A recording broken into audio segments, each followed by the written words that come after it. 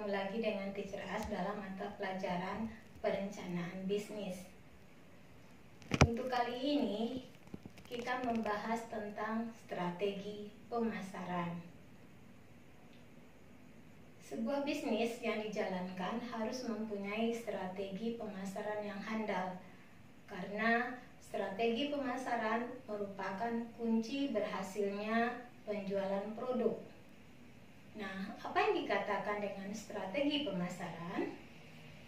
Strategi pemasaran merupakan rencana di bidang pemasaran demi mencapai tujuan perusahaan. Nah, strategi pemasaran punya peranan penting dalam sebuah perusahaan karena berfungsi untuk menentukan nilai ekonomi perusahaan, baik itu harga, barang maupun jasa. Nah, ada 3 faktor penentu nilai harga barang atau jasa tersebut, yaitu produksi, pemasaran, dan konsumsi. Kemudian, apa fungsi dari strategi pemasaran tersebut?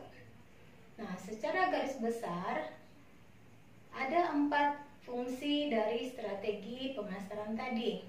Di antaranya, yang pertama, meningkatkan motivasi manajemen perusahaan agar berpikir dan melihat masa depan dengan cara yang berbeda. Yang kedua, untuk mengatur arah jalannya perusahaan sehingga membentuk tim koordinasi yang lebih efektif dan tepat sasaran. Kemudian yang ketiga, dapat membantu pelaku usaha untuk membuat tujuan yang akan dicapai baik jangka pendek maupun jangka panjang. Kemudian yang terakhir, dapat mempermudah pengawasan kegiatan usaha. Kemudian apa tujuan dari strategi pemasaran ini? Nah, secara umum ada 4 tujuan dari strategi pemasaran tersebut. Di antaranya yang pertama adalah untuk meningkatkan kualitas koordinasi antar individu dalam tim pemasaran. Yang kedua, sebagai alat ukur hasil pemasaran berdasarkan standar prestasi yang telah ditentukan. Kemudian yang ketiga, sebagai dasar logis dalam mengambil keputusan pemasaran. Kemudian yang keempat adalah untuk meningkatkan kemampuan dalam beradaptasi bila terjadi perubahan dalam pemasaran.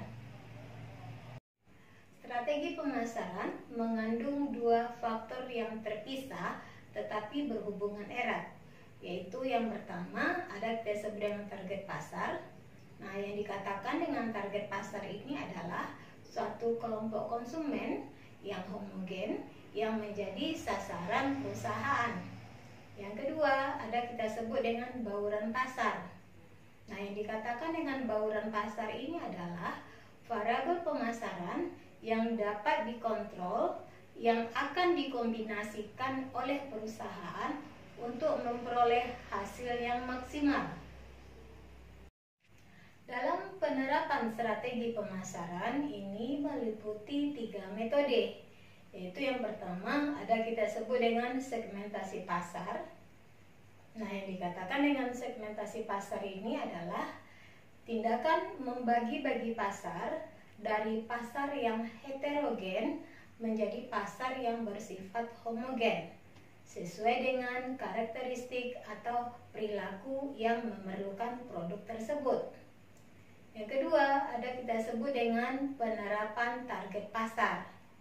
Nah, yang dikatakan dengan penetapan target pasar ini adalah jenis konsumen yang ingin dilayani secara maksimal yang menjadi sasaran perusahaan untuk produk yang dipasarkannya. Nah, untuk menetapkan target pasar, perusahaan harus menilai secara hati-hati segmen mana yang akan dimasuki dan berapa ukuran segmennya.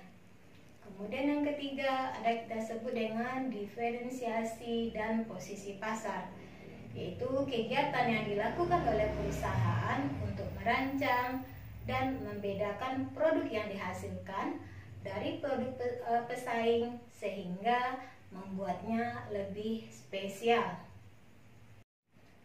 Selanjutnya kita masuk kepada jenis-jenis strategi pemasaran.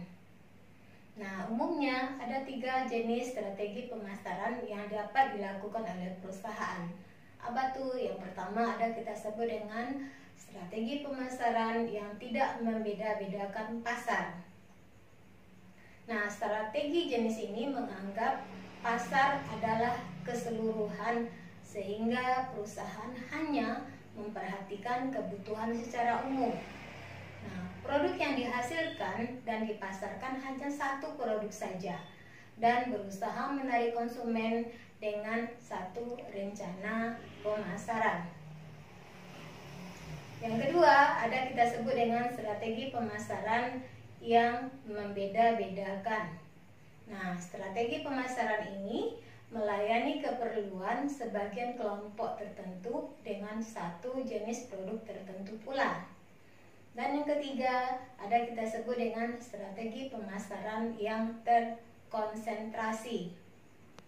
Nah, strategi pemasaran ini mengkhususkan pemasaran pada sebagian segmen pasar dengan pertimbangan keterbatasan sumber daya yang ada di perusahaan tersebut. Sebelum menetapkan strategi pemasaran, pihak perusahaan harus menganalisanya dengan menggunakan analisis SWOT. Nah, apa itu? Yang pertama ada kita sebut dengan strength atau kekuatan. Nah, hal ini meliputi kemampuan internal yang dimiliki oleh perusahaan, diantaranya sumber daya dan faktor positif lainnya yang dapat membantu perusahaan melayani pelanggan dan mencapai tujuannya.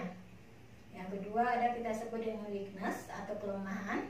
Nah, hal ini meliputi keterbatasan internal dan faktor negatif yang dapat menghambat formasi perusahaan.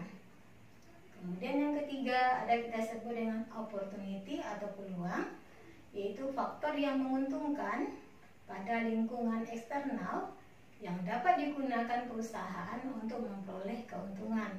Dan yang terakhir ada kita sebut dengan threat, yaitu ancaman, yakni faktor pada lingkungan eksternal yang menghadirkan tantangan bagi perusahaan. Demikian materi kita untuk hari ini. Minggu besok kita lanjutkan lagi. See you next time.